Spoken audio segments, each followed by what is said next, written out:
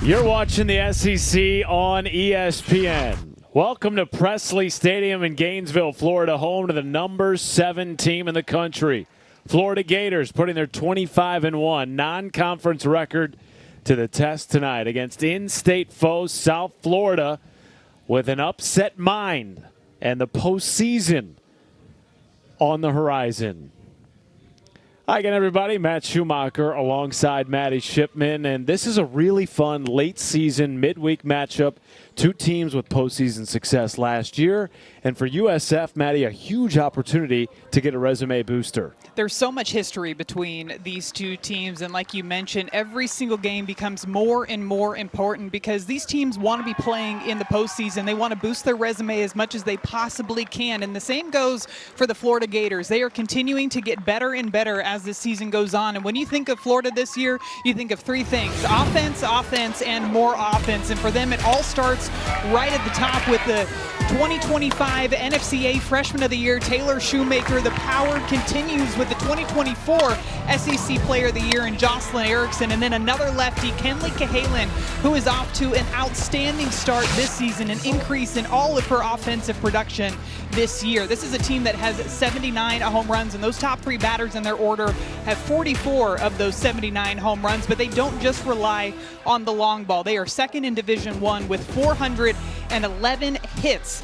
as a team, but they also have that gap-to-gap power. 82 doubles so far this season, which is good for second in Division I. And this is a team whose depth just continues to get deeper in the offensive side of things because Ava Brown is back in the lineup for the Florida Gators. And so on the other side, if you're South Florida, knowing what you have to contend with, taking on the Florida offense that's top 10 in a myriad of categories, Ken Erickson, their head coach, told us we need to step up on that side. Well, and Coach Erickson is not afraid to mix up his lineup, especially putting the hotter bats towards the top of the lineup, and that's exactly what he does with Torrin Fulton, who was in the 9 spot at the beginning of their series last weekend, batted in the 3 spot on Sunday, and he's continued that trend here in Gainesville by moving Torrin Fulton, the freshman, who is on a 7-game hitting streak, into that 3 spot, and the Bulls are hoping that she continues that hitting streak here in Florida. Well, they will again take on Caitlin Oxley, the sophomore in the circle, will get the start. It's her second of the year against South Florida. That first game, she ended up going 4 innings pitched, just gave up 4 hits, 1 earned run, no walks. That's the number that really stands out to me. She ended up with 5 strikeouts, but you want to limit the free passes against this USF team because they want to take advantage of those small miscues, and she's somebody that's not going to overpower you with the velocity, consistently low to mid-60s, but she really works that screwball on different planes. She'll throw it at the bottom of the zone, she'll bring it more towards the top, she'll mix in that rise ball, that curve ball, and that changeup. It really relies heavily on that screwball, especially going away to the left-handed batters. We are ready for first pitch. Oxley to Elliott. And it misses low. Temperature in the mid-60s, wind blowing rapidly in from center field, and a light mist on and off all day today in Florida. Elliott puts a charge in right field, and it is caught against the wall by Cassidy McClellan. How about that for some early fireworks? I was just about to say that the wind is definitely going to be a factor in today's game with as much as it's swirling, and sure enough, first one off of the bat goes straight to McClellan over there in right field, who tracks it straight up against the wall. You notice how her eyes are on that ball the entire time. That's a little bit of that home field advantage, being able to recognize when her feet hit the dirt on that warning track so she doesn't have to take her eyes off of that fly ball. When you played in conditions like we have tonight, overcast, a little bit of a chill, wind whipping around, how did that affect you both offensively and defensively? I feel like I'm not afraid to give away my scouting report now. I could not stand playing on windy days. Just did not like playing on windy days. I felt like it affected the pitches that were on their way to the plate, the fly balls, the ground balls even, the throws across the diamond, everything. Give me a cold day over a windy day any day. What about rain? Rain to an extent. I mean, once the rain comes down hard enough, then everybody stops playing. It But was the wind definitely really harder for the bothered you. pitchers, though, with the rain. But yes, Sure. the wind definitely bothered me. Well, we will keep an eye on how it affects both of these teams throughout the night. When we walked into the ballpark tonight, it was almost unbearable to stand facing center field. Imagine being a pitcher in the batter's box tonight. Full count to Alexa Gallegani. You bring up a great point, though, with the pitchers, because I wonder if we talked about with Caitlin Oxley how she likes to throw that screwball on different levels. Maybe she starts to work those pitches more towards the top of the zone because that wind is blowing in. She can get more and more of those fly ball outs. Gets a strikeout of Gallegani. Quickly 2 gone in the first for Oxley. Oxley got Gallegani swinging out in front with some of those pitches and then drops in this changeup. Look at how early Gallegani is on this swing, which tells me that she did not recognize that pitch out of the hand, and the first strikeout on the evening for Oxley. Healthy in her sophomore season, missed time last year with injury as a freshman, was part, of course, of the Gators' run to the Women's College World Series. Florida coming off back-to-back trips to Oklahoma City, and while they did replace 4 All-Americans from last year, Oxley one of a number of returners. Gabby Camilla makes the play at second base in a 1-2-3 inning for the Gators. Their top 10 offense will come to the plate when we return.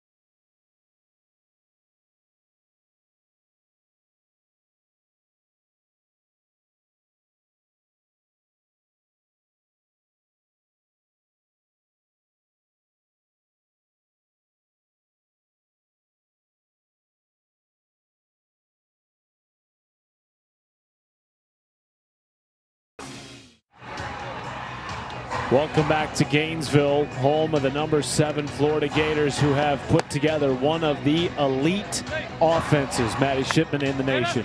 Kenleigh Cahalan, too, is a big reason why they have had such a good year offensively. 49 RBIs already this season for Cahalan. She had 10 home runs all of last season. She's already up to 14 home runs this year, and Matt, April just started, so I'd imagine that home run number is going to continue to climb up for Kenleigh Cahalan. And Ann Long, who's going to be in the circle for USF today, the sophomore, has a big task at hand. Now, she did throw against this Florida Gators team when they faced off against each other back in February. She did not start that game, but she did come in relief. Go, Tay, go, Tay. Strike 1 to Taylor Shoemaker. One thing I'm going to be keeping my eye on with Ann Long out there in the circle is how she throws at 3 different speeds. She's got a changeup, rise ball, curveball, drop ball combination, all 3 of those coming in at slightly different speeds.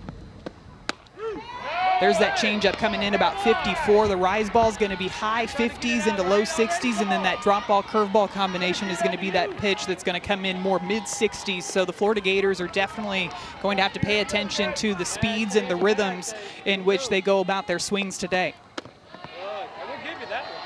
Went 2 2/3 against Florida back in early February, and really it was the walks that got her into trouble. 4 free passes against the Gators, and that's really when they exploded late in that game. It's really a fine line when you're facing an offense like Florida, because you know if you leave the ball right over the heart of the plate, they're going to make you pay. They're going to do damage on those pitches, but also they're a very disciplined team. So if you walk them, they will take the walk and pass the bat along to their teammates. So you got to make sure, if you're a pitcher here, if you're Ann Long, that you are really zeroing in on the edges of the strike zone to try to see if you can get them to miss-hit the ball in play. And that right there is a great pitch. That is a great location, perfect spot for that 1-2 drop ball away to Shoemaker. Few have done damage in the leadoff spot quite as well as Taylor Shoemaker this year. Leads the SEC with 63 hits. 2-2 count. Almost the exact same spot it looked like. Now 3-2. It looks like those pitches are right on the edge, especially that one before I thought was right on the edge of the strike zone. That one maybe just up and out slightly more. And right up the middle, Shoemaker makes the adjustment in a leadoff single for the Florida leadoff hitter. It's a great piece of hitting by Taylor Shoemaker, because long after throwing back-to-back balls, you know she's going to want to get back into this count, and that's one of those off-speed pitches, that rise ball that looks like she was trying to get up and away, instead stays about belt high, but still on the outside part of the plate. Just a really good piece of hitting by Taylor Shoemaker to get things going for the Gators. Passes the bat to the third-year Oklahoma transfer, Jocelyn Erickson. Having a monster year at the plate.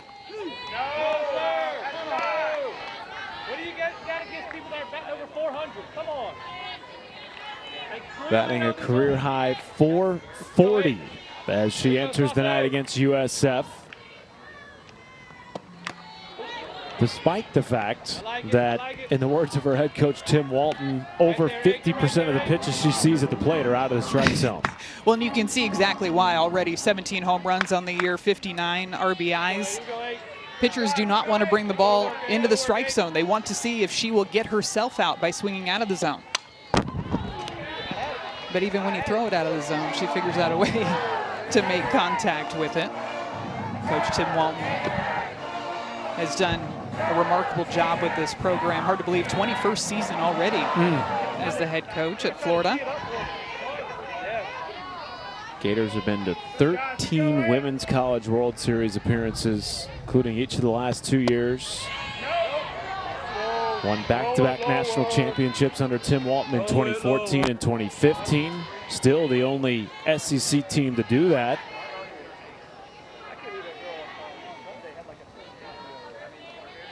Feel like they have the horses certainly to, at the very least, get back to OKC this year.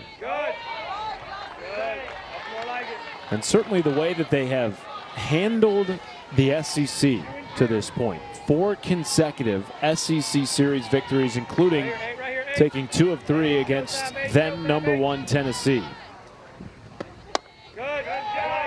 Gives you the indication that this team is really building momentum as we get into the final stretch run of the regular season. I think that first series, too, against Tennessee was a big test. The third series of the SEC for Florida, excuse me, but a big test going up against #1. Runner goes, strikeout of Erickson, Shoemaker safe. And so 1 down with a Gator in scoring position. Looked like Taylor Shoemaker was going on that pitch no matter what. A bit of a hesitant swing by Jocelyn Erickson on this changeup on the outer half. Good jump by Shoemaker, too. I'm always looking down in the dugout to see if coaches are going to challenge early in the game if a runner was leaving early from first base. No challenge from head coach, Coach Erickson. We're going to play on. That'd be a close one. I joked with you before the game. If we had video replay when I was playing and they could challenge runners leaving early at first base, I would have been called for leaving early every single time. Every time. It was funny, too, because Tim Walton told us he feels like teams are stealing less and less now that we're able to challenge runners leaving early, that there is video replay. I feel like if I were coaching in this situation, you almost have to be very strategic with how you decide to put people in motion, and because you don't want to have it be a critical moment where all of a sudden maybe what could have been a runner in scoring position turns into a strike him out, throw him out play to end the inning. Head coach Ken Erickson looking on in his 29th season. Two legends of the sport. Yes, absolutely. Took South Florida to the Women's College World Series in 2012, had his team in the NCAA tournament last year, won the American Conference tournament in 2025. And you and I were talking before we came on air, Maddie. This is one of those games for South Florida that could be, in May, the one we look back on if they come away with a win tonight that gets them into the big dance if they don't win the American tournament. When it comes time for the postseason and selections, you want to be that team that has the top 10 win on their resume, especially being here at Florida. Anything that you can do to separate yourselves from the other teams. And I think, too, a win, if they were to win tonight, could take some pressure off of the team from having to go into the conference tournament and win the entire thing. And with that comes building your resume and building your body of work, so to speak, before you get time for American Conference play. And games like tonight can mean so much moving forward if you were to be able to put a W on that resume. And we talked to Coach Erickson about that before the game, because coaches have different strategies. Do you talk to your team about it, or are you a coach that just tells your team to focus one pitch, one game at a time? And that's exactly who Coach Erickson is. He wants them focusing on tonight's game, not looking ahead. Chopper to short, backhanded by Wilkes, and dug out of the dirt by Jamia Nelson. But wait a second, they're going to say she was off the first base bag, or perhaps did not have the ball in the mitt securely, and Cahalan is safe. You're going to see some outstanding defense on both sides. Alex Wilkes going to her right, throwing across the diamond over to Jamia Nelson. Did she have control of the ball? That's the question there. To me, that ball's not moving. Oh, it moves a little bit forward there. Maybe that's what the umpire is saying, is that she didn't have complete control of that ball in her glove. At the very end. It was close. It was very It was really close, because even though that ball wasn't in the pocket of her glove, it looked like she had control of it with that top hand, but then the hand moved a little bit forward, and that's where that ball kind of moved around a bit in that mitt. Scored in error. And now 2 on and 1 down for Townsend Thomas. Sprays it to the right side. Fielded on the run by Garcia Soto, who is as slick as they come at second base. I tell you what, Matt, you know that I love to watch home runs and watch the ball leave the yard, but I get up out of my seat for some great defensive plays, and we've got great defenders on both sides of the field, especially up the middle. We already saw Alex Wilkes at shortstop, but Kathy Garcia Soto is a human highlight reel over at second base. Kendall Grover, the Eastern Illinois transfer, who you saw last year at the Austin Regional, was the back-to-back OVC Player of the Year, first time in conference history, and now finishing her career as a Gator.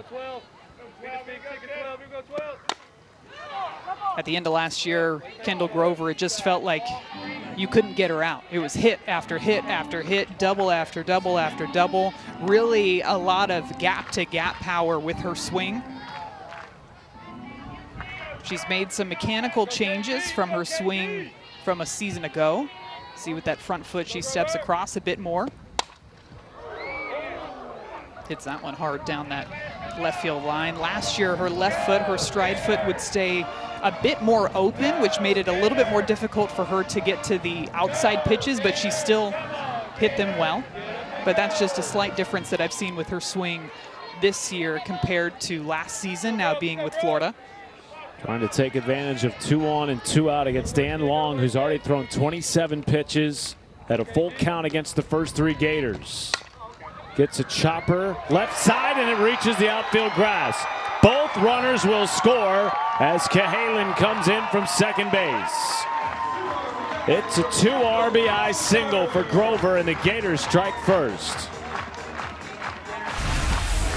early in this game, you want to be able to take advantage of the miscues, especially on defense. This one is a really difficult play for Dania Brooks, going over to her left. That ball ends up ricocheting off of her glove, then over to Alex Wilkes, ends up being in left field, and because of that, 2 runs are going across. That, in my book, is going to go down as a hit all day long, but it's the play, this ground ball that went over to Alex Wilkes that Jamia Nelson ended up bobbling over at first base. That's the miscue in this inning that Florida has been able to capitalize on. Had that bobble at first not happened, Grover probably doesn't even come up this inning.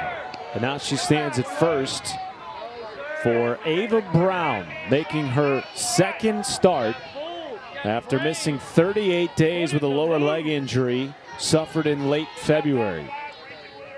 Down on the count 0-2.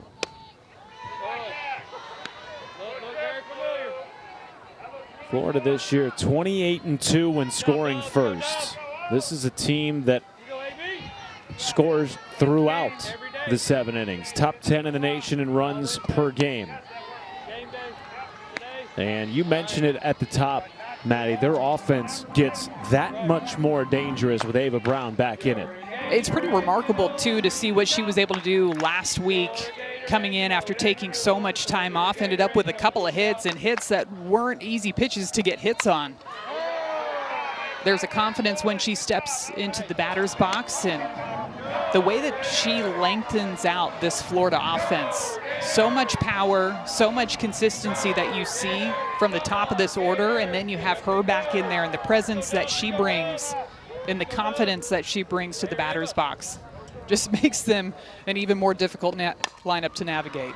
Slow roller to third. It's Brooks charging in to make the play, and that'll end the inning. But Kendall Grover drives in 2, and the Gators lead it after 1 in Gainesville.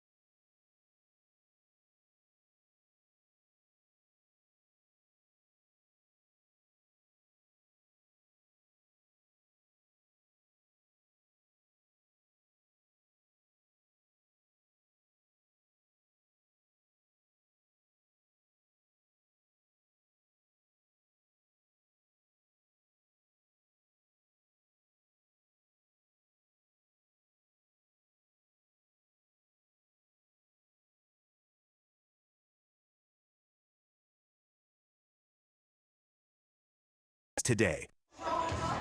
Alex Wilkes is due up to lead off for South Florida and is part of 3 sets of sisters Yes. on this South Florida roster.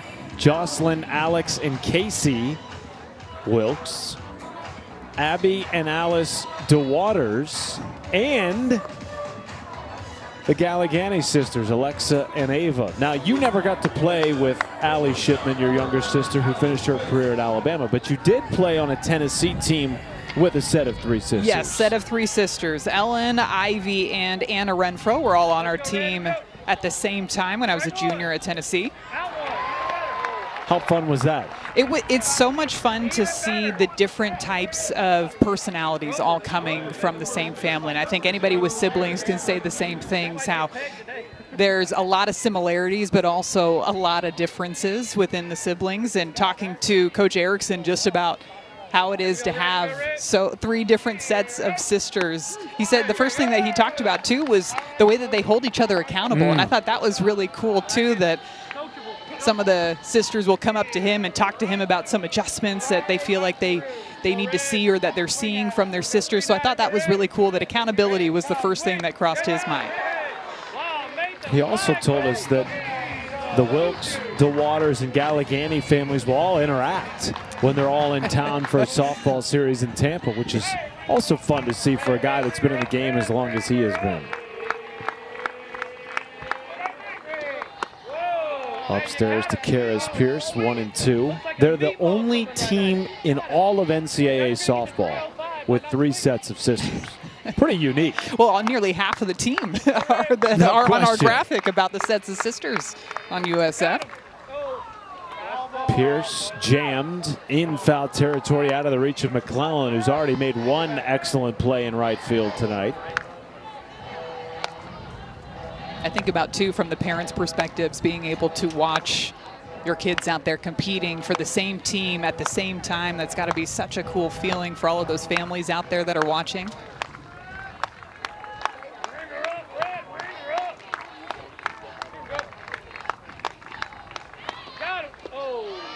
Ken joked with us that Alex Wilkes, who's having an excellent season, of course, has 2 sisters on the team.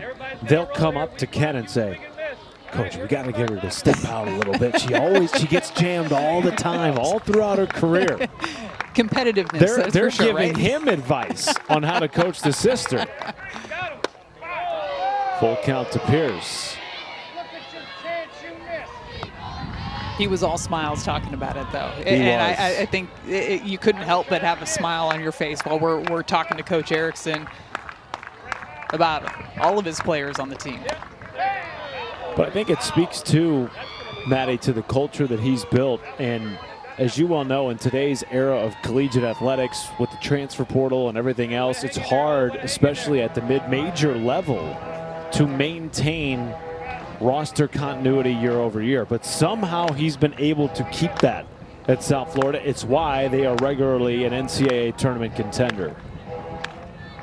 One thing that always stands out to me when you talk to Coach Erickson and talk to him about his program and about the way they play, the fundamentals, working on the fundamental is something that stands out. Good walk drawn by Karis Pierce. First base runner aboard tonight for South Florida. And how he tries to simplify the game for the players, too. Not trying to overwhelm them with a bunch of different instructions, but quite simply comes down to what can you do to put the ball in play and put the ball in play hard, playing solid defense, and how can you move runners over 60 feet? What can you do to be a productive out? They work on bunting a lot. They work on fielding ground balls a lot. And just the concept of being able to score runs, because that's how you're going to win games. I love his philosophy. Get them on, get them over, get them in. There you go. That's how you win. How many times did he tell us during our call today? Softball's not that hard of a game. And he likes to keep it simple with his players. I think it takes some of the pressure off of the players, too, knowing that they just have to go out there and execute one thing or a couple of things to where they're not having to do everything at once.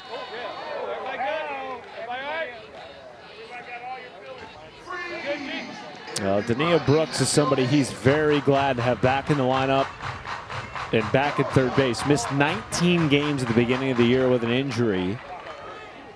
Still working back from that injury to full health, but healthy enough at least tonight to be in the lineup. Down in the count to Caitlin Oxley, 1-2. And goes down on strikes. The second K of the night for Oxley. This is a changeup coming out of the hand of Oxley, and look at the way that this pitch moves. You can see Desiderio set up on the outside part of the plate, but that changeup almost had a bit of arm side run to it, kind of working down and in to Dania Brooks. That is a good-looking pitch out of the hand of Oxley. Hey, feel the breeze. Left-handed. Way to make the flag move. We go red, we go red. Go red, here we go, kid. Correct. 0-1 to Jamia Nelson, Ready, ready. whose average may be a bit deceptive. Ken Erickson, a big fan of Nelson, says that she's somebody who could be a 4 or 5 hitter at any point this season or throughout the rest of her career because the ball just flies off her bat. Got him. It's a moon ball. Oxley staying with those curveballs away to Jamia Nelson. You can see that level swing as she goes through the zone too, and there can be times as a hitter where it can be frustrating because you hit it right on the money and it just happens to go right to people. And Coach Erickson said that she has been hitting the ball hard right in play, just has not gotten the results from it. Takes the 0-2, goes down looking. That's back-to-back strikeouts for Oxley to close the door on the Bulls in the second inning. 3 changeups so far on the evening for Caitlin Oxley. All 3 of those changeups have come on the changeup. That pitch is absolutely filthy.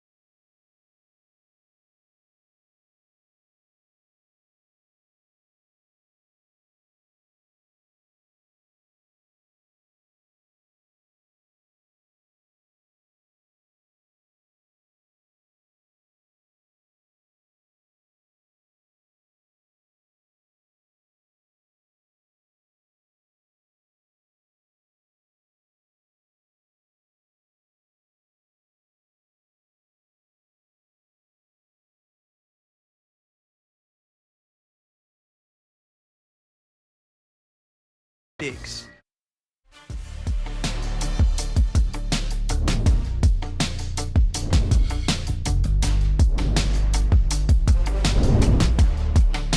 ESPN is your home of the Women's College World Series. Coverage begins May 28th on ABC, ESPN, and ESPN2. As we welcome you back to Gainesville, Florida, home of the 7th-ranked Florida Gators, Hey, good job, Cass. Good job, who have been to Oklahoma City 13 times. Maddie, you've been many times as an analyst.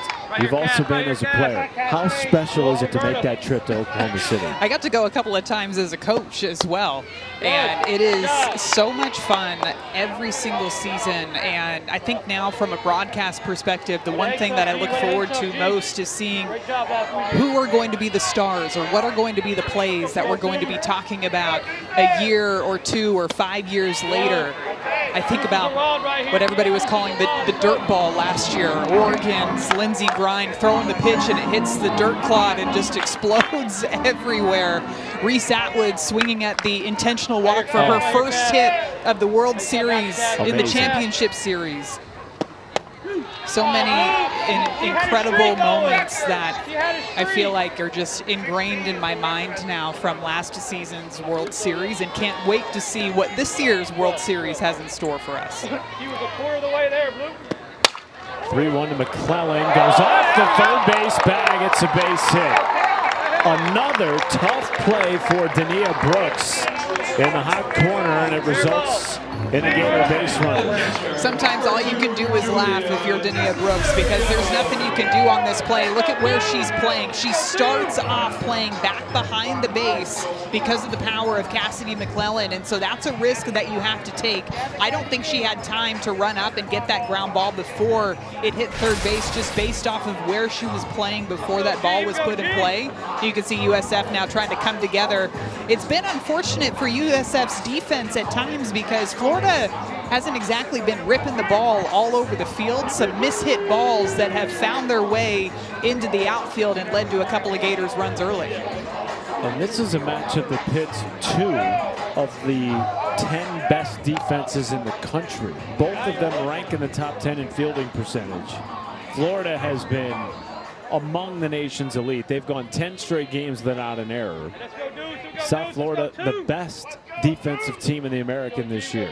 And I'm going to shout out our colleague Amanda Scarborough for pointing this out on those stats. How many more attempts that USF's defense had than a lot of the other teams on that list, even looking at them in comparison to Florida.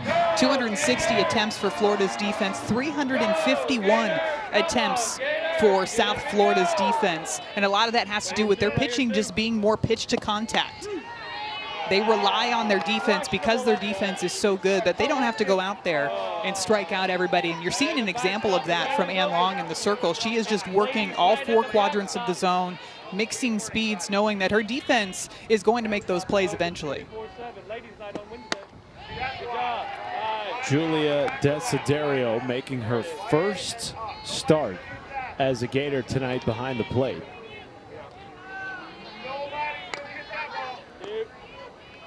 Giving Jocelyn Erickson a breather.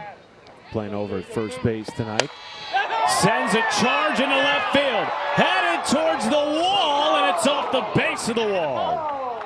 Boy, that jumped off the bat quickly and died out in left field as the wind continues to gust in here in Gainesville. I wonder if that wind was pushing that ball just a bit more towards foul territory. We see the wind continuing to swirl out there. Olivia Elliott trying to get a beat on it out in left field. She actually runs straight into the fence.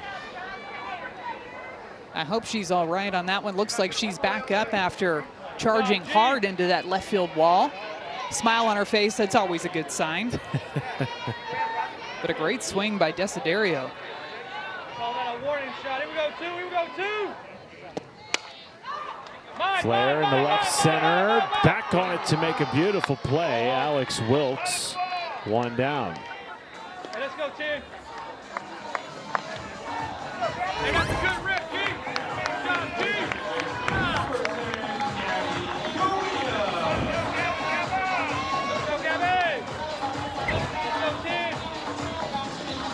And now the 9-hitter, Gabby Camilla, sophomore from St. John, Indiana.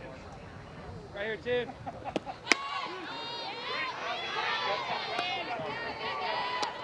Has done a really nice job this year. First season as an everyday starter at second base, replacing, of course, the All-American Mia Williams, who transferred to Texas Tech.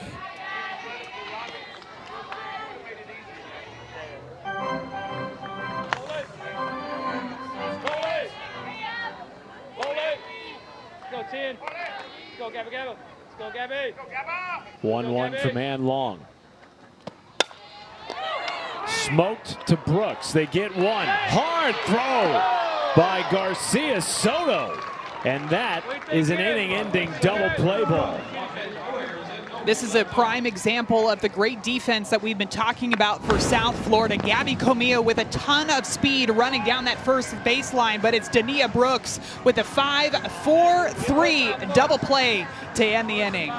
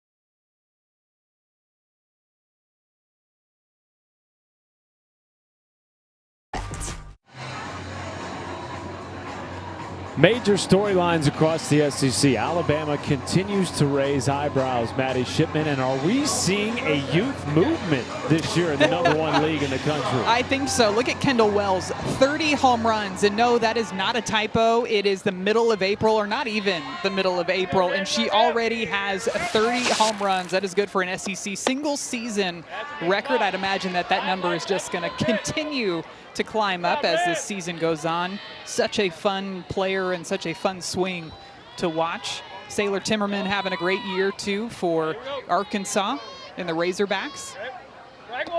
Vic Moten having a good year too in the pitcher's circle for Alabama. So a lot of freshmen that are making an impact on these teams early.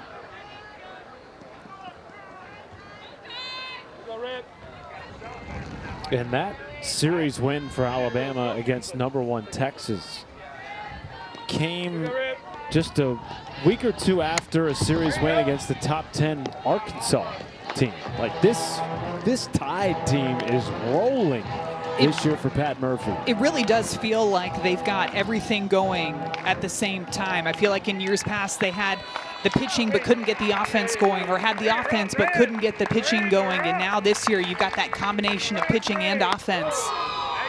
And the clutch, timely hitting too. Yeah. I feel like Coach Patrick Murphy just has a knack for putting in pinch hitters at the right time. I'd love to know the stat on that. How many times he puts in a pinch hitter and they end up hitting a home run in the game? Because I'd imagine that stat is pretty high for Coach Murphy. There's almost a mystique to it now for Coach Murphy. He's been doing it a long time.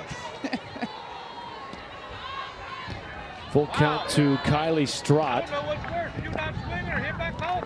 First-year starting catcher for South Florida, transferring in from UCF in the offseason. To second base, scooped by Comia, one down. Well, the 30th annual WNBA draft is Monday night on ESPN. The Dallas Wings have the first pick, followed by the Lynx, Storm, Mystics, and Sky, and then a couple of expansion teams. The Toronto Tempo and Portland Fire have picks 6 and 7. Coverage begins with WNBA Countdown at 6:30 Eastern. Speaking of expansion teams, the AUSL expanding. Great for the game of softball. More collegiate players with more opportunity to continue playing once their seasons and careers are done. And I feel like more and more you're hearing from coaches talking about how these players are looking forward to continuing their careers after college, and that's just so great for the sport and so great for these young athletes. Garcia Soto off the end of the bat, 2 down.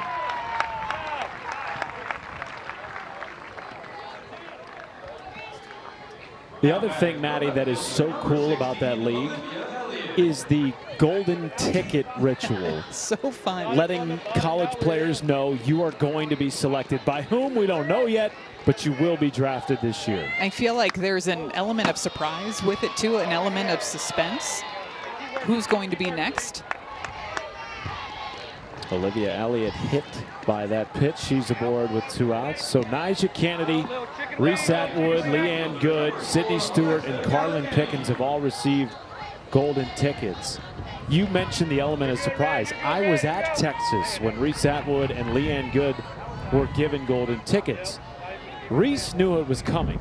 Leanne did not. And her reaction, Maddie, was priceless. Like a gasp, hands over her mouth, mobbed by her teammates. It's one of the really cool aspects of the AUSL. Oh, and what a cool moment, and just to have your entire career come down to that moment and the recognition of being able to play professionally and to be able to celebrate it on the field with your teammates. And I just think it's so cool, and I'm looking forward to watching more surprises. Dakota Kennedy as well for Arkansas received a golden ticket. I believe that was a day or 2 ago, so congratulations to Dakota Kennedy. She's awesome. Has such a great swing, so much fun to watch. Her power to the opposite field is unbelievable. But all the hard work, and you just see these athletes competing here at the collegiate level, but the hard work that goes in when they're 11, 12 years old. High fly ball right field off the bat of Galligani, and McClellan plays it for the 3rd out of the inning. Caitlin Oxley is rolling tonight for Florida. No hits through 3.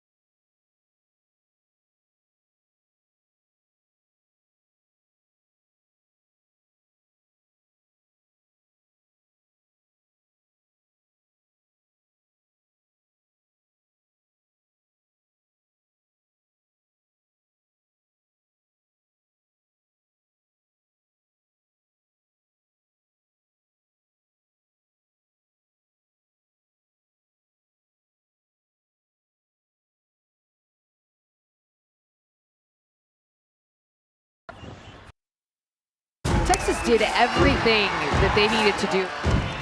Want to mess around with this OU. Stanford firmly in control. Huge weekend for Florida State. It is gone! She slams it into the ground.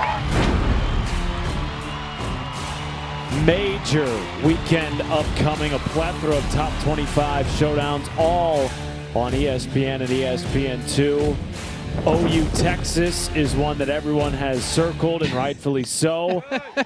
The last 2 Women's College World Series winners in the SEC taking each other on in the regular season. Should be a fantastic series between those 2 giants of the game. Roped off the end of the bat of Taylor Shoemaker, who also hopes to receive a golden ticket at some point.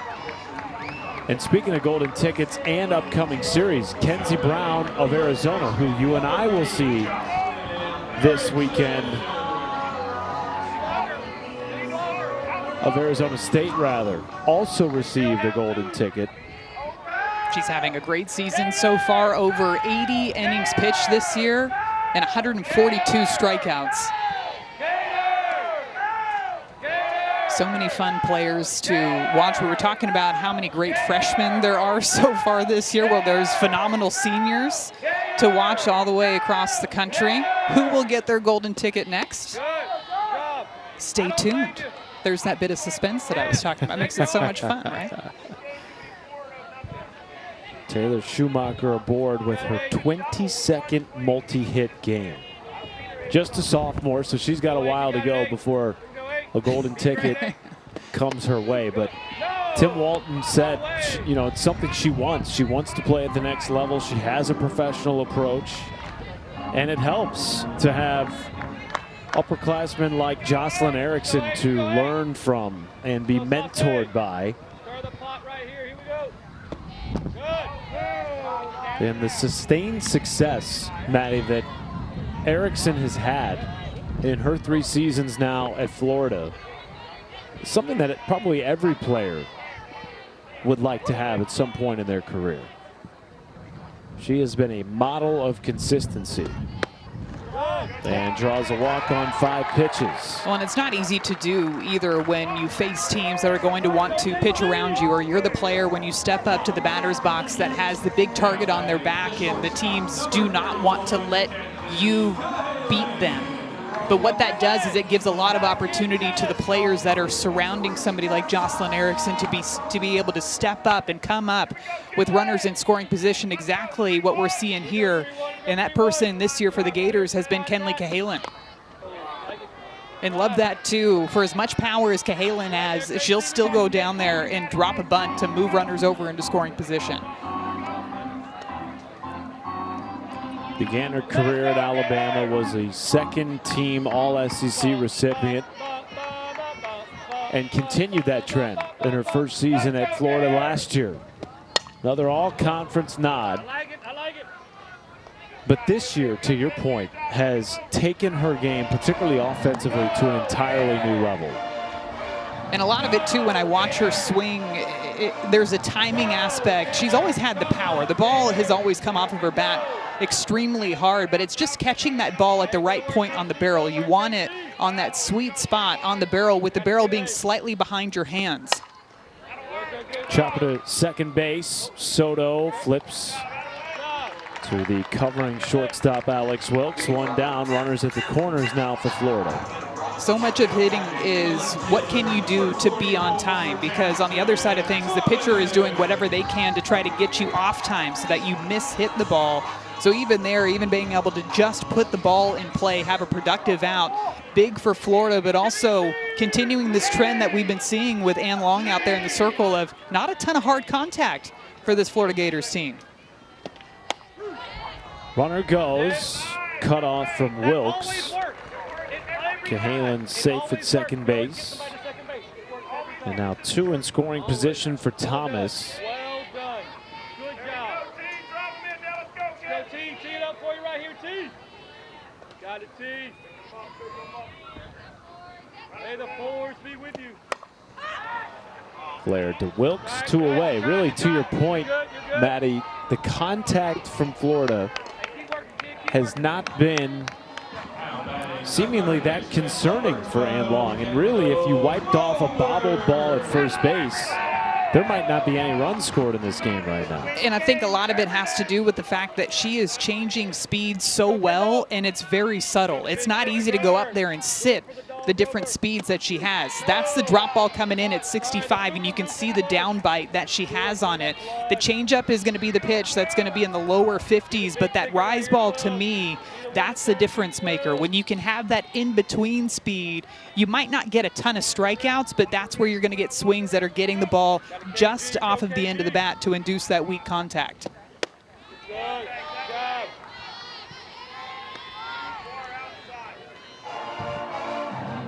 Well, it was Kendall Grover's 2 RBI single that opened the scoring, and it came on a two-hopper off the glove of Dania Brooks at third base back in the first.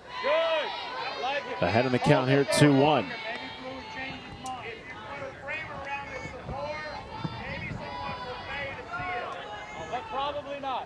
May not be a more improved player on the Florida roster from the start of preseason to now than Kendall Grover.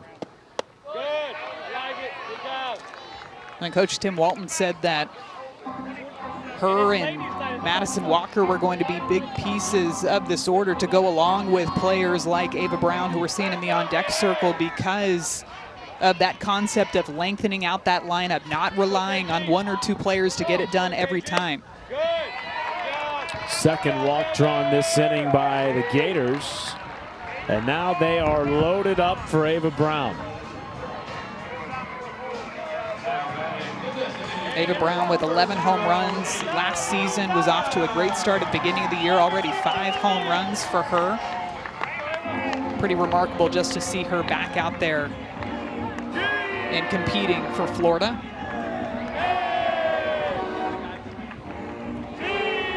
How would you pitch her in this situation with the bases loaded in a 2-run game?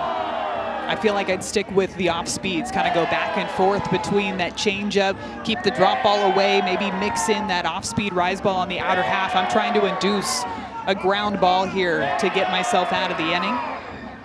Coach Carla Claudio Rivera coming out to have a chat with her battery. But that's what I would do. I would try to see if I can get Ava Brown to hit something off of the end of the bat. You mentioned the start that Ava Brown had to this season prior to the lower body injury that put her out for nearly 40 days. It really dates back to the end of last season. She had 3 home runs over Florida's final 10 games in the NCAA tournament. Of course, helped them reach back-to-back Women's College World Series. 1-0 to the junior, and the runners will stay put. It sounded like Tim Walton wanted Shoemaker to go, but she held at third base. Certainly has the wheels to get home. Well, that's the rule of thumb, too. As soon as you hesitate, you go ahead and stay back at third base. I agree with you, Matt. I thought that ball had enough distance for her to take off and score. But as soon as you take that split second to think about whether or not you're going to go, the safe choice is to go ahead and stay back at third base, because you would not want to be the person that's making the last out of this inning at home plate. 1-1 to Brown. This is just her second start since the injury. Started game 3 of the Mississippi State Series this past weekend. Went 1 for 2 with a walk. Came to the plate to a standing ovation from the fans here in Gainesville. Tim Walton told us he had never seen anything like it. The way she attacked to rehab, the way she was welcomed back, the way she hung in and remained a great teammate in the dugout despite dealing with a tough injury. 2-2.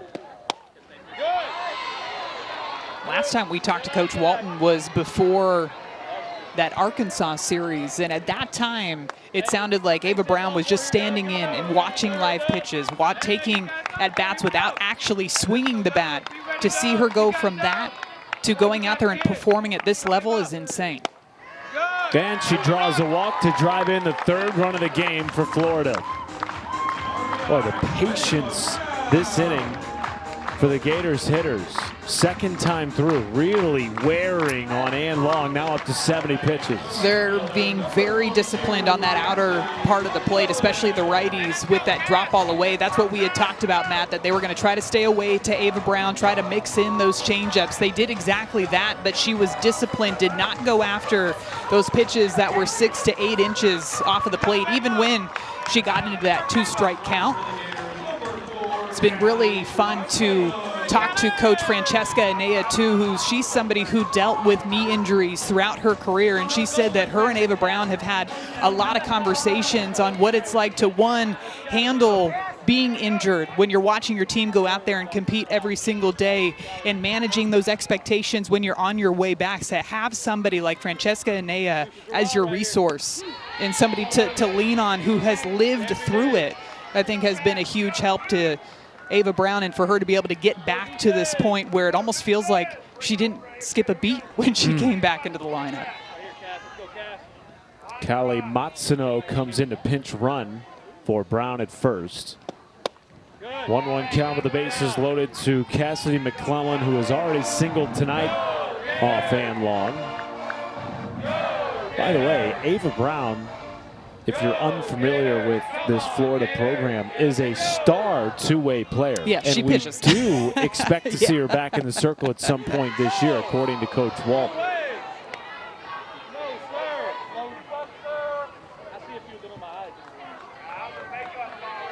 lot of Maybelline, a lot of Sephora, a lot of Clinique. Felt like great value makeup though. Next time we'll leave a rag. A lot of makeup. Big strikeout from Ann Long, closing the door on Florida with the bases loaded. Gators do get another run. They are 25-1 this year in the non-con. We'll talk to their coach, Tim Walton, when we return.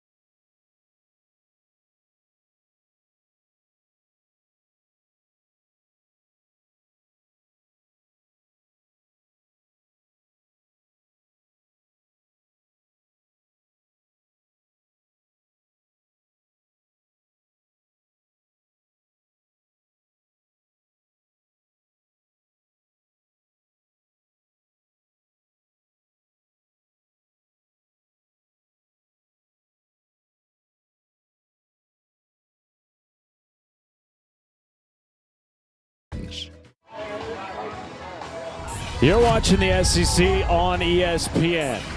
Chilly, windy night in Gainesville, home of the number 7 Florida Gators on top of South Florida 3-zip. Top 4. We're joined by the Gator head coach Tim Walton. Coach, always appreciate your time. Caitlin Oxley, very efficient through 3 innings, just the 2 free passes. What are you liking out of your starting pitcher? Yeah, she's doing a good job changing speeds. You know, the big key for us, and you know, just kind of really any team that wants to be good, just lead off offs, keep people from getting on base as a leadoff batter. You know, reduce the chances of scoring runs. So she's doing a really good job, like you said, pounding the zone, being efficient, changing speeds, changing eye levels. Coach, on the other side of things, Ann Long has been mixing speed, so we haven't seen a ton of hard contact from your offense yet, but they did draw a couple of walks in that last inning, able to push another one across. What are you wanting to continue to see from your offense to put some more runs up? Yeah, I mean, I think, you know, when you see what she's doing, it's not like today's the first day she's done that. That's her style. That's what she does. She's having a really outstanding season. Low ERA, lower numbers, hits per innings pitched. She's done a really good job. Ground ball is her specialty. So, you know, we're playing right into that. We got to do a little bit better job finding the bottom half of the ball, being on time a little bit more. It's velo, you know, it's a little bit, especially with the ball moving and dropping like that. It's definitely firm and down and got a good hump to it at the end too, for sure. Thanks, Coach. Appreciate your time. Thank you, Coach. Thank you, guys. Go Gators. Well, speaking of pitching, Maddie, Caitlin Oxley, 3 innings, just 40 pitches, 3 strikeouts. The 1 walk, did hit a batter last inning, but boy, has she been efficient. There's a common shape of number that you're going to see in that line. I'm going to leave that to you, but I'm just going to say for all the viewers out there watching, there's a common theme that you're seeing with that line right there. Are you suggesting that I shouldn't go there yet? That's all you. I'm just saying. The former player side of me. There are some things that just don't go away as easily. The superstitions of this game never leave you, even when you leave the game. As It's part a of the player. game. Part of the game. Fulton, high pop up, left side, drifting into foul territory. Cahalan makes the play, 1 down. Well, Saturday at 6 Eastern here on ESPN2, we'll have the League One volleyball playoff semifinal between Austin and Atlanta from historic Freedom Hall in Louisville, Kentucky. The match is also available on the ESPN app. One away base is clear for Alex Wilkes. Wilkes is having a really good season for USF. You've seen the jump in numbers for her offensively, that 370 batting average, already up to 14 doubles on the season, had 10 doubles last year. And what's really impressive is Alex Wilkes was somebody who played outfield and first base for this team last year and has moved over into that shortstop role this year and has made some outstanding plays. Made a great backhanded play last weekend in their series against UTSA, threw all the way across the diamond. We've already seen a couple of examples of the great defense for USF. But to be able to show off that versatility and just doing whatever the team needs that year, whether it's playing first base, playing outfield, playing second base, playing shortstop, doing whatever the team needs in that moment, it's been pretty impressive. Replacing a great player in Alana Rivera. And really that is emblematic of a team-wide theme this year for Ken Erickson. Multiple spots being filled by players who hadn't had to play those positions or start in those positions before. 1 out walk drawn by Wilkes. Now batting the first baseman, number 0, Karis Pierce.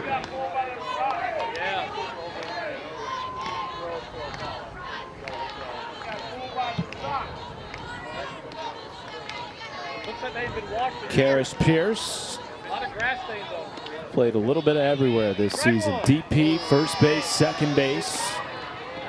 Today she's at first. The sophomore from Crystal Beach, Florida, riding a 11-game on-base streak after walking back in the second inning on Oxley. Pierce has a really good eye up at the plate. We saw that walk already. Had 22 walks on the season coming into today, which leads the team. good hitters count, 2-0 count here.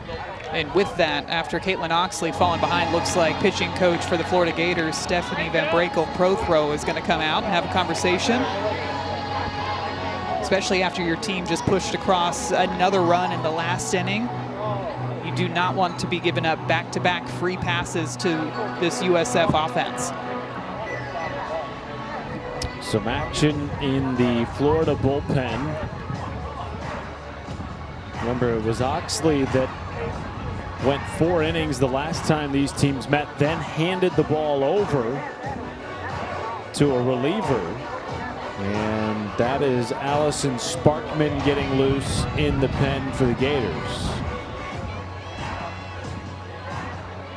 2-0 count to Pierce. Brooks and Nelson due up next for South Florida. Both struck out to Oxley their first times up. And a strike after the visit to the mound.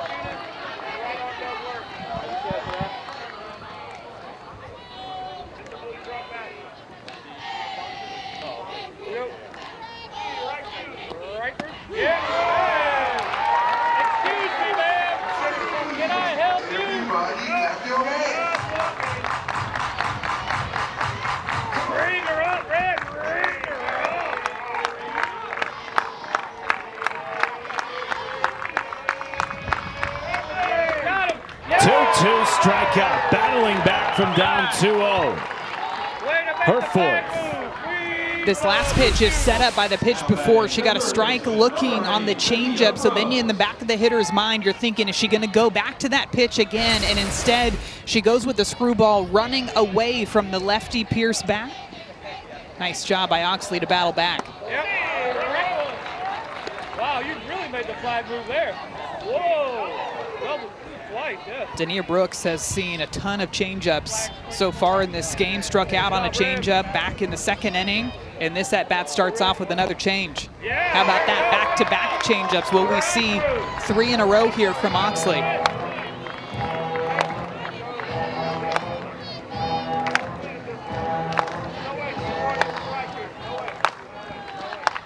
Working on her 5th strikeout. Buries it for ball 1. Good job, Deuces. That was close enough. There's a look at Stephanie Van Brakel Prothro and Francesca Anea over in that Florida dugout. Working the pitch calling too, constantly working with each other to decide what they're going to throw. And Brooks sends a laser into left field to break up the no-hitter in the 4th. Great swing from Dania Brooks. They actually went 4 straight changeups in that at-bat. After Oxley missed with the changeup down in the dirt, they came back with another one. This one left a bit higher up in the zone. And look at the way that Dania Brooks adjusts to this pitch. She reads it out of the hand, smooth, level swing, and smokes that ball out into left field.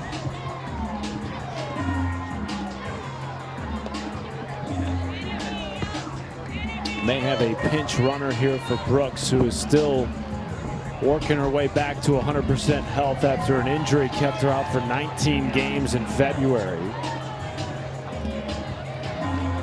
And in fact, Grace Chin will come into pinch run for Brooks. Tying run will come to the plate with 2 outs here in the 4th. It is the DP, Jamia Nelson.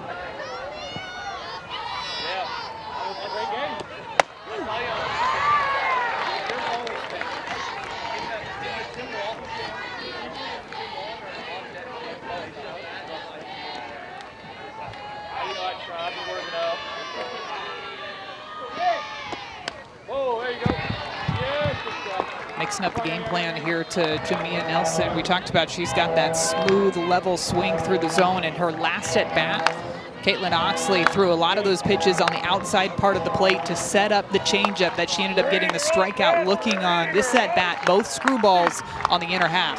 Got him. Oh. Good try, 8. Good try, 8.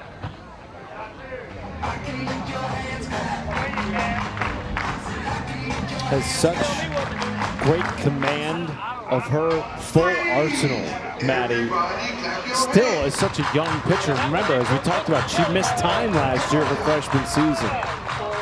And the times that she gets in trouble is just when that pitch is too much over the heart of the plate.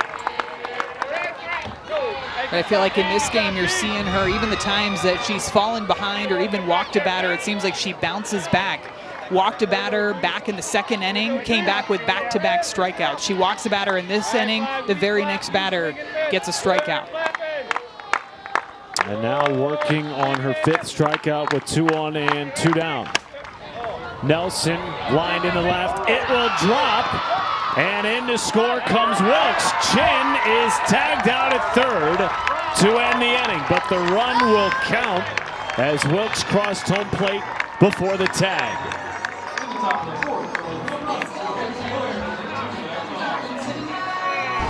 Jamia Nelson coming through with a clutch base hit with 2 outs. This ball drops right in front of Townsend Thomas with the diving grab, but smart play by Thomas. Throws it over to third for the 3rd out to end the inning.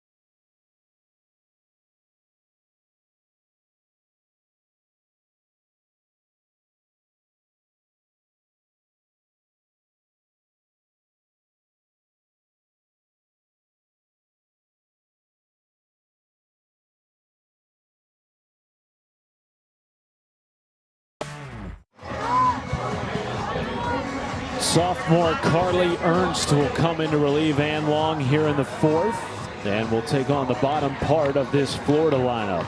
See if she can pick up right where Ann Long left off. Ann Long was inducing a lot of that weak contact, so Carly Ernst is going to come out here and try to do the exact same thing.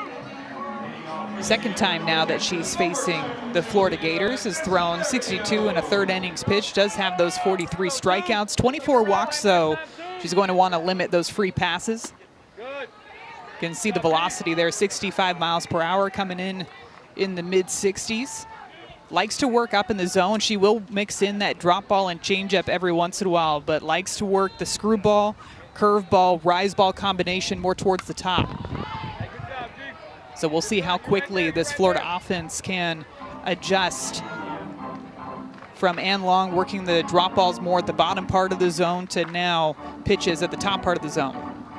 2 of the 3 earned runs allowed by Ann Long were actually changed from unearned to earned after a bobbled ball at first base resulted in an inning continuing for Florida. They later came around to score 2. You know, I'm really surprised that they ended up changing that. I think initially it went down as an E6 on Alex Wilk. Now in my officially unofficial scorebook, I had that down as an E3 on Jamia Nelson over at first base, just because it was a long hop, and I felt like had she secured that one in the glove, it would have been an out no matter what.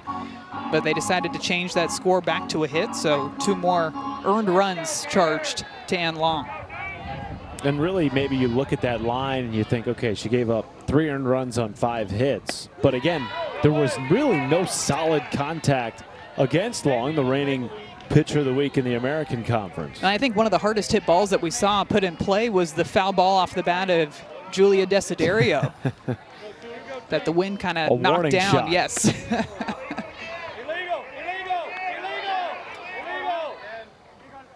That strikeout will not count as there was an illegal pitch called on Carly Ernst.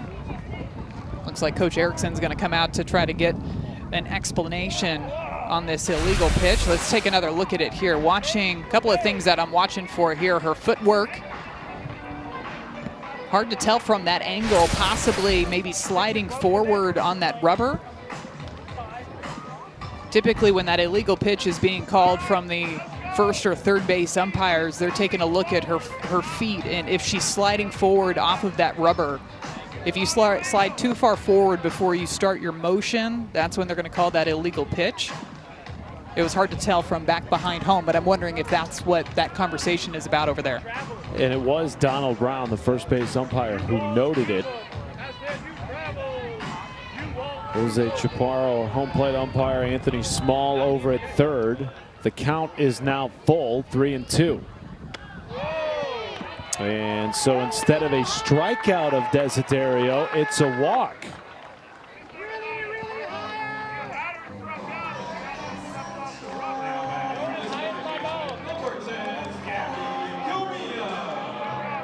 And now the free pass is mounting. That is the fourth drawn by the Gators in the last 2 innings. Gabby Comia to second base. Garcia Soto flips. Wanted to go for the tag. Couldn't quite get to Desiderio. And Comia safe at first. Yeah, I think she thought she was closer to the runner than she actually was. You see, she fields this ball in plenty of time. Has to go to her right, tries to run up, maybe loses her footing a little bit. So smart by her to go ahead with the side toss over to Alex Wilkes to get that sure out at second base.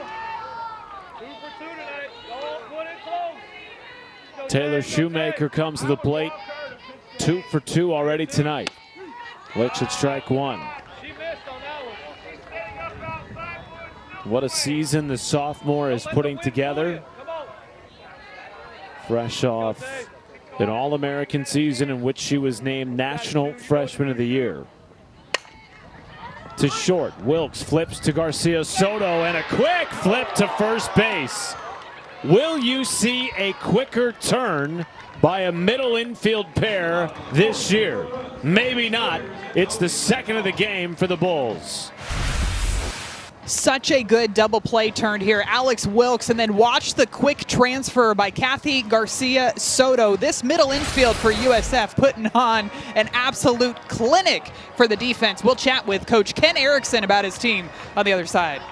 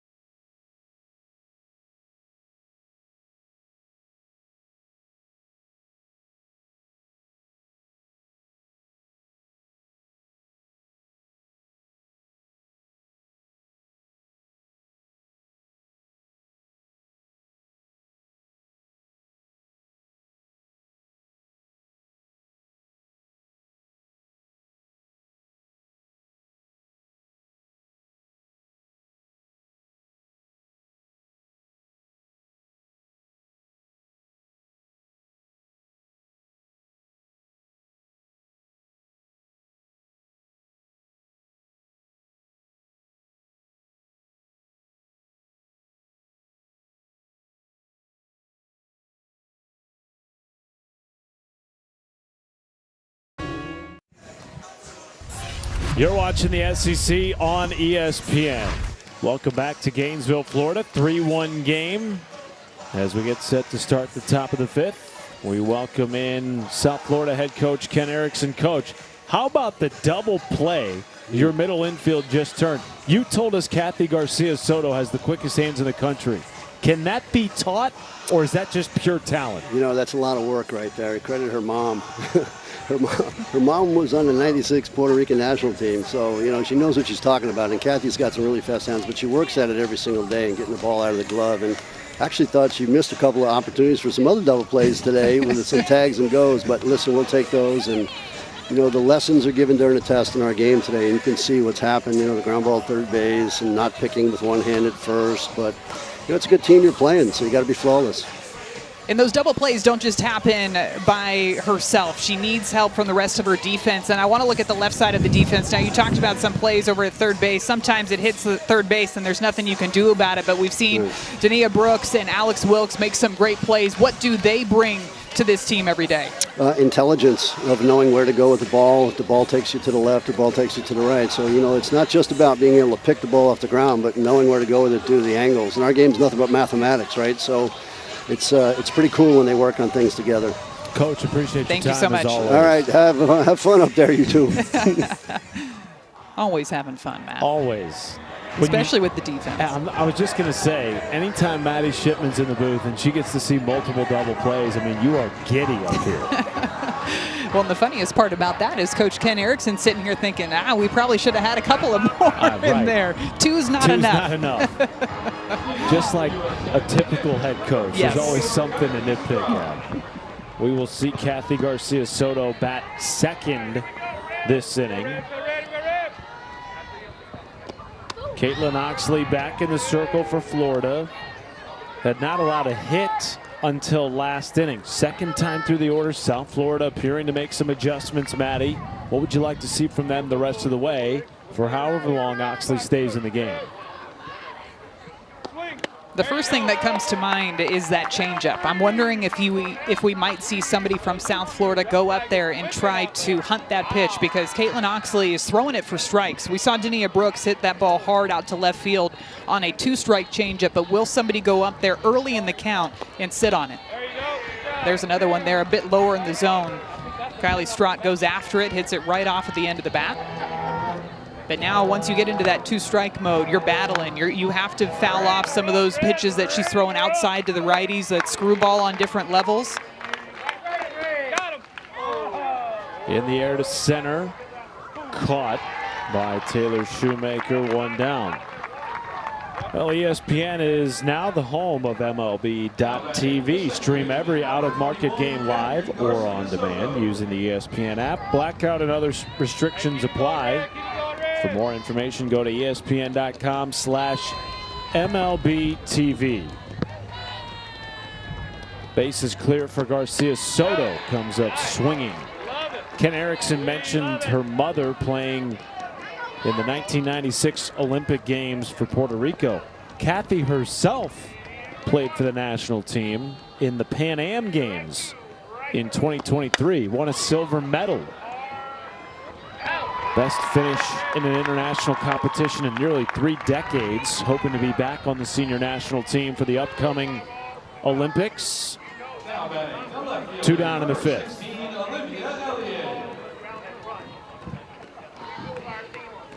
And back to the top of the order. 3rd time now at the plate for Olivia Elliott. Oh, that's a nice spot. That's a good spot. You missed that. Elliott has a really good swing, a swing that I feel like is almost tailor-made for pitches more towards the top of the zone.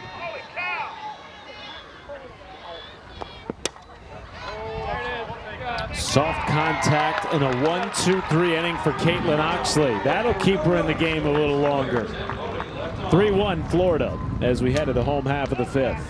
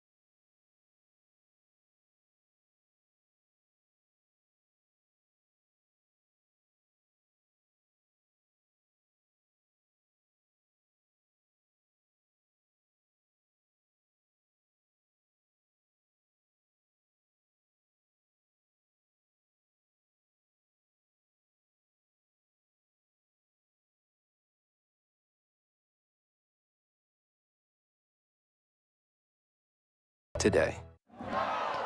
Jocelyn Erickson batting in the 2 spot for the Florida Gators is somebody who has always been known for her power, but you've seen that power jump up this season. Last season had 15 home runs. She's already up to 17 home runs, and one of the big reasons that I think for this is her ability to get to the pitches that are more low and inside. You're seeing her do damage on those pitches. There's a slight mechanical change too with where she's holding her bat and how she gets into her stance, and what this allows her to do, one, is stay a little bit back slightly longer, keep that weight on the inside of her back leg, but it also allows her barrel to get down and underneath those pitches that are low and inside. At times last year she would come around those pitches, so you're getting ground balls to the right side of the infield. This year she's getting back underneath and driving the ball with authority over that right field wall, at times over 250 feet past that right field wall. But you see that huge jump in numbers last season to this season. Now last season's numbers, very good. 303, 15 home runs, 59 RBIs. She has already matched that RBI total this year. Sometimes slight tweaks too can make the biggest differences, and I talked earlier about timing. The timing, to me, she seems more consistently on time, and that barrel angle, that slight angle, to me is what is allowing her to get to those low and inside pitches. How about this? A hack to left center, drifting way into left field, and Fulton makes the catch. Boy, in a normal night without the gust of wind, the way that popped off the bat, that could have found the alley. She has such effortless power to all sides of the field, and when you have the numbers that she has, opponents are always going to be looking through the film, figuring out, well, where can we get her out? Maybe it's a swing and miss, or maybe it's where she ends up hitting ground balls. And last year, low and inside, to me, was a spot where people were throwing her, where she was hitting ground balls. But this year, she is driving the ball into the gap. Rolled off the end of the bat of Cahalan, bobbled by Nelson. Did she get the tag? No. Second time tonight we have seen Nelson bobble a ball, and it results in a safe base runner at first for Florida. And in this moment, I think that Jamia Nelson just ends up going towards first base before she has that ground ball secured in her glove. You can see her feet were already turned towards first, just moving a bit too soon to try to make that play. Ends up leading into an error over at first base. Well, I thought at first glance, Maddie, like she may have gotten the tag. Here's another look at it. Let's see, she swipes. Look at that play. Oh, does she get her almost on that, the stirrup on the left foot on that backswing? What a recovery there. Seeing it in zoomed in, extra slow motion, she might have gotten her there. Now the tough part would have been, is there indisputable evidence to overturn the call on the field, which the call on the field was safe. And if you're Ken Erickson, he's on the first base side. First base umpire Donald Brown probably had a pretty good look at it. He ultimately opts not to challenge the call. One more look at it. Here's a great angle here. Oh yeah, no, so she misses it there. Yep, from the other angle, it looked like she applied that tag. From this angle, she ends up missing her on that back tag. 0-2 to Thomas. Up the middle, off the glove of Ernst. Every runner is safe.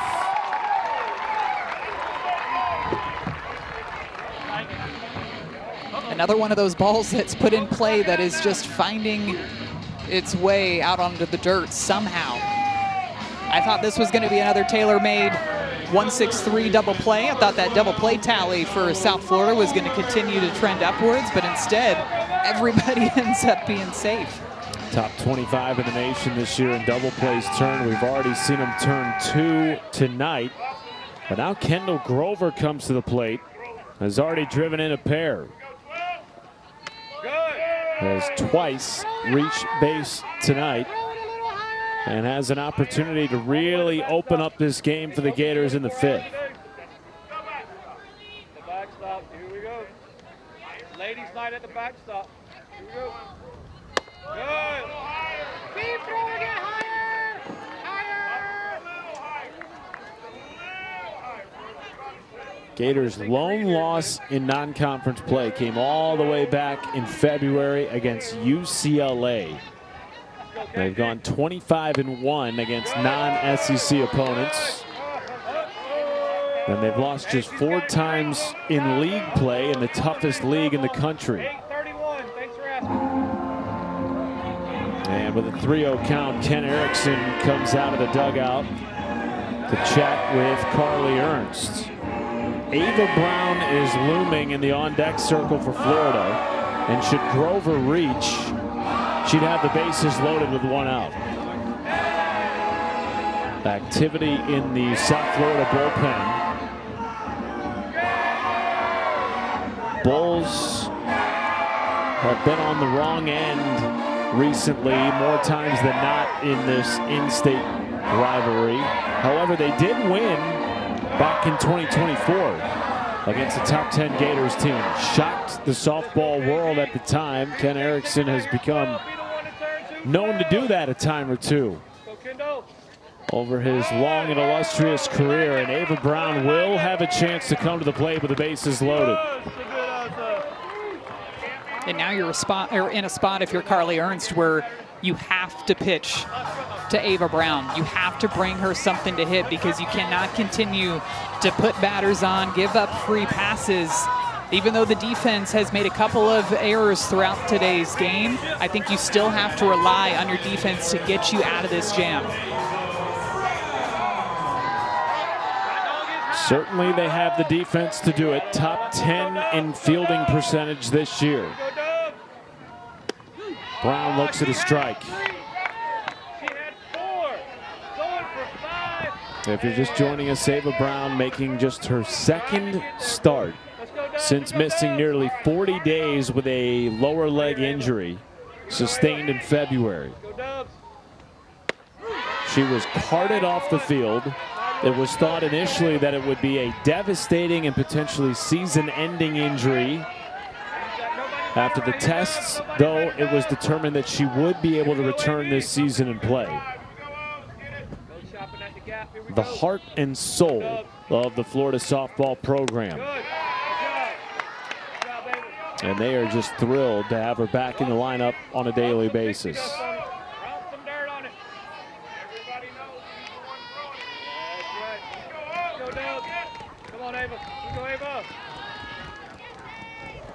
Brown lays her into left and foul.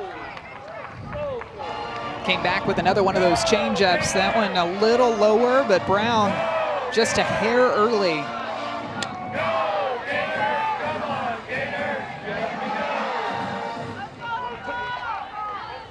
This place gave her a standing ovation on a flyout in her first at-bat back. What might they do on a base knock here with the bases loaded in a 2-run game? Good. Like it. Good job. Come on, 6. The backstop is open. It's ladies' night at the backstop. We go Dubs. We go Dubs. 2-2 from Ernst. Go Ava. Go Ava. Oh, I like it. Good job. Good job, Ava. Good job. Go Ava.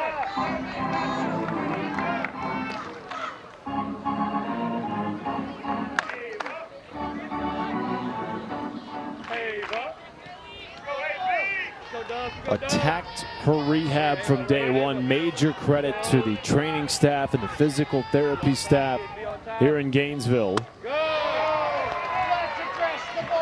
Tim Walton joked if he ever has an injury, those are who he's going to, with the way they got Ava Brown back so quickly. Hey, you got it right here, Dubs. Here we go. You got it right here, kid. Here we go. Don't miss. Here we go. Full count to Brown. Got it. In the air to right field, chasing it, Fulton in foul territory, couldn't make the play. Great effort by Torin Fulton out in right field, though. Thought she had a good beat on that one, but had too much spin down that right field line. Let's go, Gators! 9th pitch of the at-bat by Ava Brown. Called a gamer by Tim Walton. The bigger the game, the bigger the moment, the bigger she plays. And draws a 3-2 walk to drive in another run for Florida. And the free passes have really come back to bite South Florida tonight, just like they did, Maddie, the first time these teams met in a 6-1 Florida win in February. It's another run that's come across for Florida where the ball has not left the infield. An error over at first base allows Cahalan to reach. Then that base hit going back to Carly Ernst in the circle, and back-to-back walks brings across another run. Sparkman will come in a pinch run for Brown. She's had an active night. Sparkman was getting loose in the bullpen last half inning. Now she's pinch running for Brown. Cassidy McClellan comes to the plate. Still just the one out. And Jose Chaparro, our home plate umpire, will give her time to walk that one off. Looked like maybe she fouled it off into her front leg. That pitch was definitely inside. Seems to be all right as she steps back into that batter's box.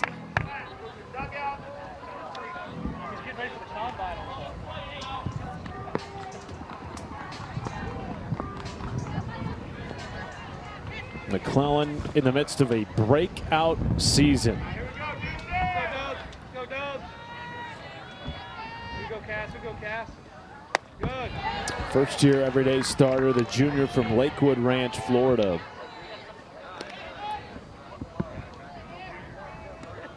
Availability, meeting opportunity. Finally healthy after dealing with some injuries earlier in her career and playing behind greats like Corby Otis, Kendra Falby.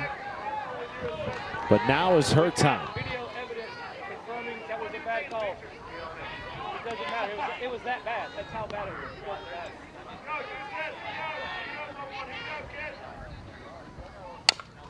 bad. Rolls the 1-2 to Nelson. Foul.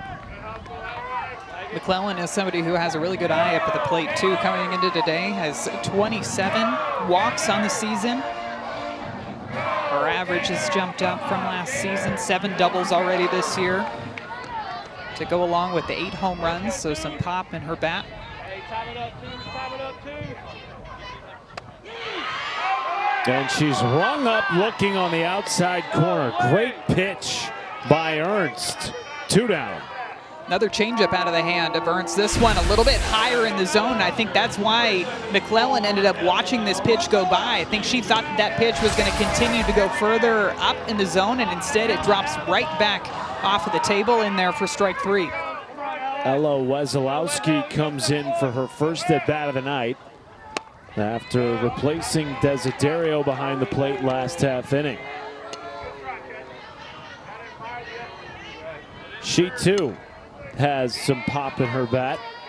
5 homers this year, transferring in the offseason from Mississippi State. Takes the 1-0 into right field. Fulton tracking and makes the catch, towing the line in right field. Gators strand the bases loaded. Plate 1 in the 5th. They lead it by 3.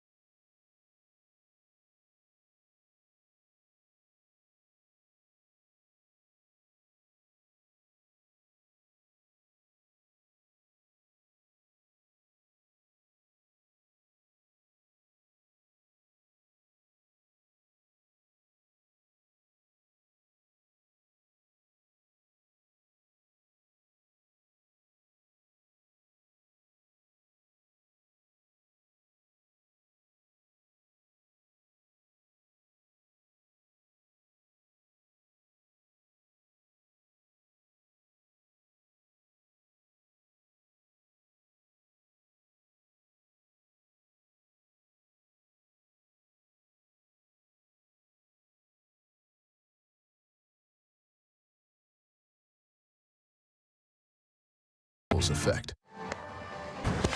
Caitlin Oxley is having herself a great night in the circle so far for the Florida Gators. One thing that stands out to me is the way that she established the changeup early in the game. Ended up getting a strikeout in the first inning on that changeup. So far has 4 strikeouts on the evening.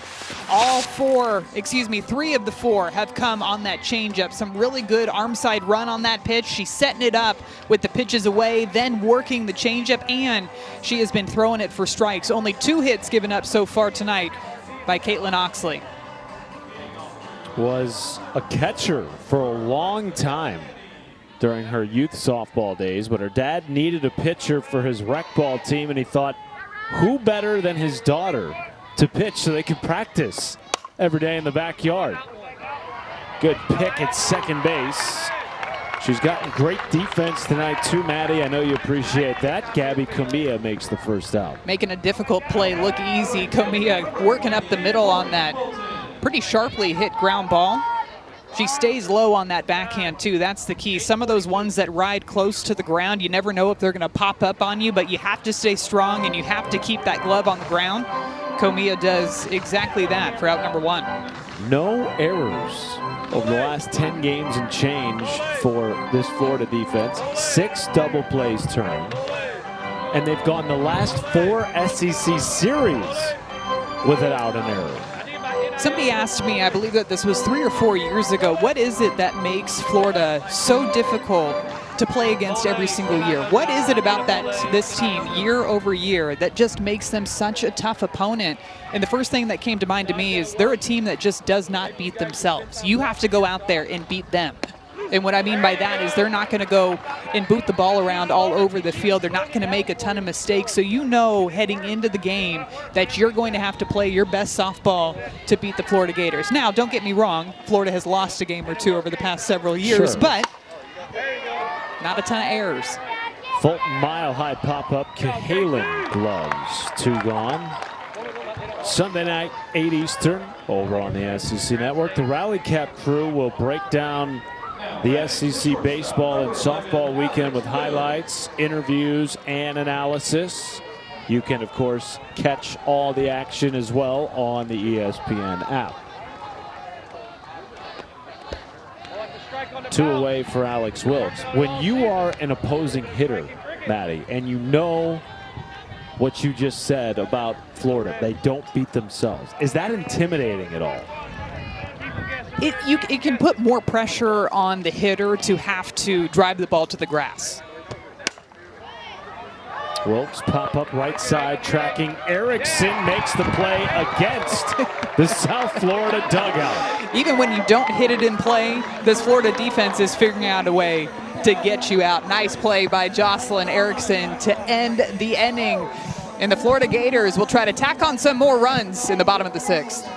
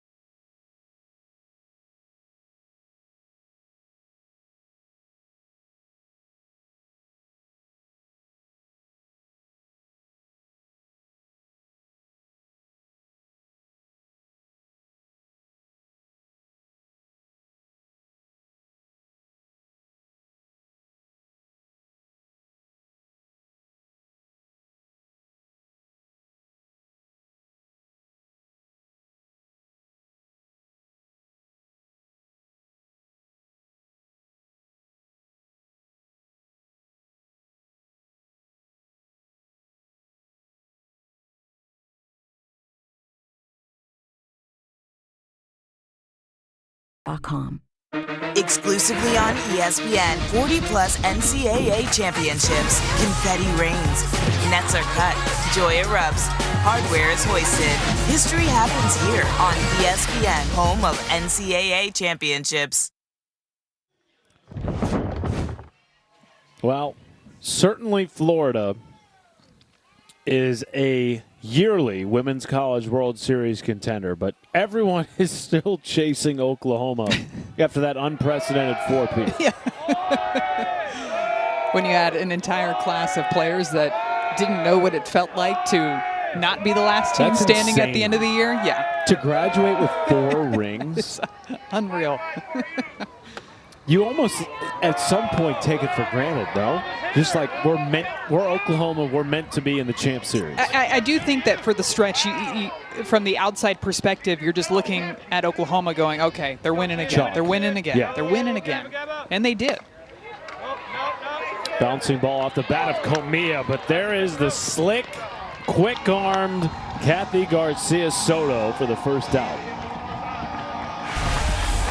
She is so smooth over at second base. Again, Comia with a ton of speed. As soon as this one bounces the second time, you see how she fields that ball, immediately steps on her right foot, and then throws the ball over to first base. If she were to take one more step, there's no way she gets Comia out on that. So that quick transfer, getting rid of it as soon as she possibly can, is the only way that she's going to be able to make those plays.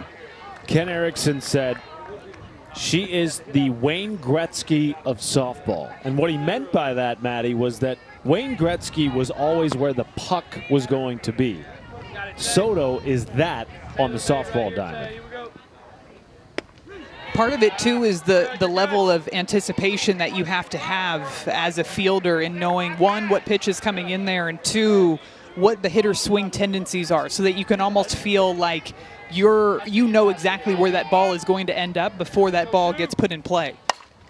Up the middle, doesn't have a chance to get that one. Off the bat is Shoemaker, her 3rd hit of the game. 1 on, 1 down in the bottom of the 6th. Meanwhile, the 30th annual WNBA draft is Monday night on ESPN. A couple of expansion teams will have top 10 picks. The Toronto Tempo and the Portland Fire have picks 6 and 7.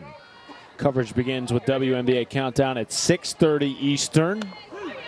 We were talking about winning championships. Lauren Betts of the national champion UCLA Bruins figures to be a top 5 pick in this year's WNBA draft. Has some friends over on the softball field for UCLA, this Lauren Betts. Congratulations to Megan Grant, who was a part of the UCLA women's basketball team, too. Got to participate in the championship festivities, too. I believe I saw a video of her getting to cut the net, which is pretty awesome. That's awesome. She expected just to be a practice player this year, Megan Grant, but somewhere along the line, they decided to put her into games, which I think blew everyone's mind. I mean, she walks off the softball diamond and onto the hardwood. Talk about a freak athlete. I think some of my favorite videos of her playing basketball, too, is watching her teammates' reactions behind it. And then just the support back and forth that you're seeing from the softball team supporting the women's basketball team and back and forth has just been a really, really fun journey to follow. Let's go, Gators! Erickson chases the 0-2. 2 gone in the 6th. I think Jocelyn Erickson was trying to hit that one about another 250 out to right field with that swing.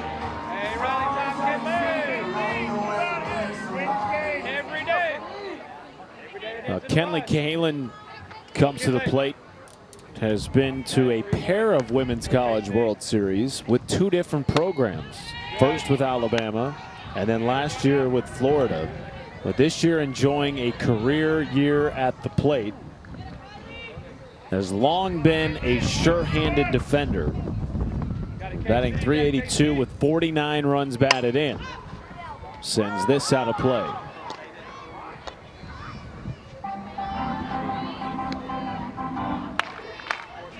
Doesn't that seem like a theme for some of these Florida Gators hitters? Career years in either their first or second seasons at Florida. There's something in the water down here in Gainesville. I think, too, when you have so many different players. Well, the ball gets away from Ernst into center.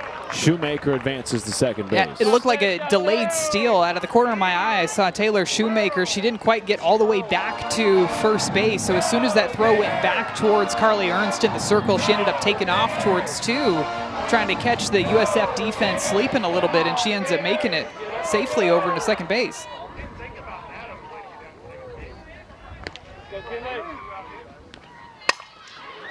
To short. Long throw across the diamond. Wilkes makes it.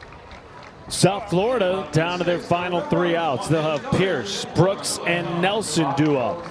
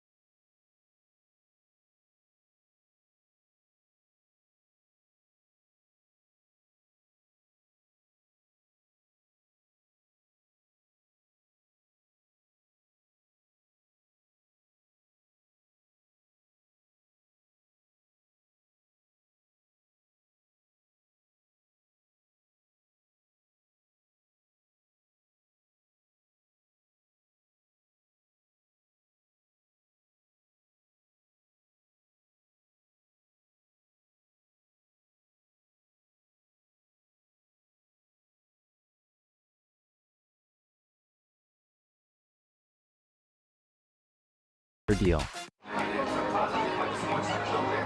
Welcome back to Gainesville. The 7th-ranked Florida Gators 3 outs away from their 26th non-conference win of the season. Caitlin Oxley has thrown a gem, 1 run on 2 hits, and is back in the circle for the 7th.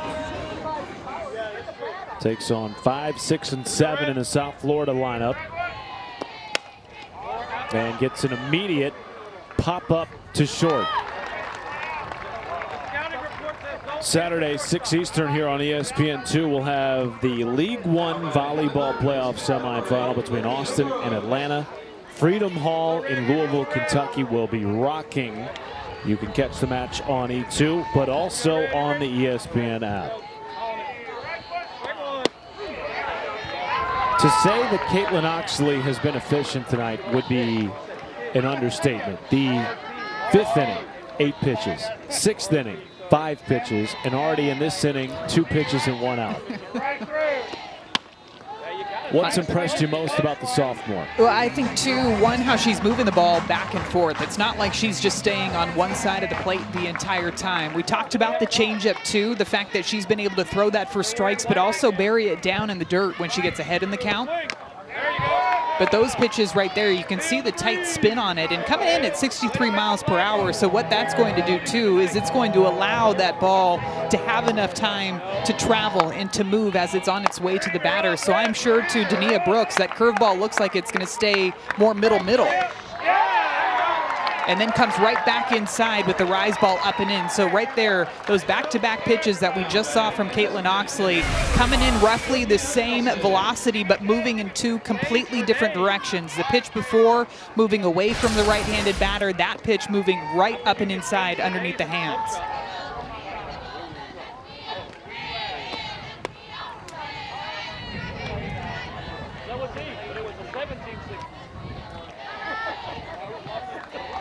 Comes down to Jamia Nelson.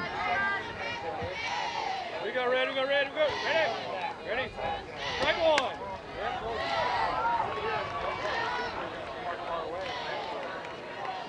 All right. I got you.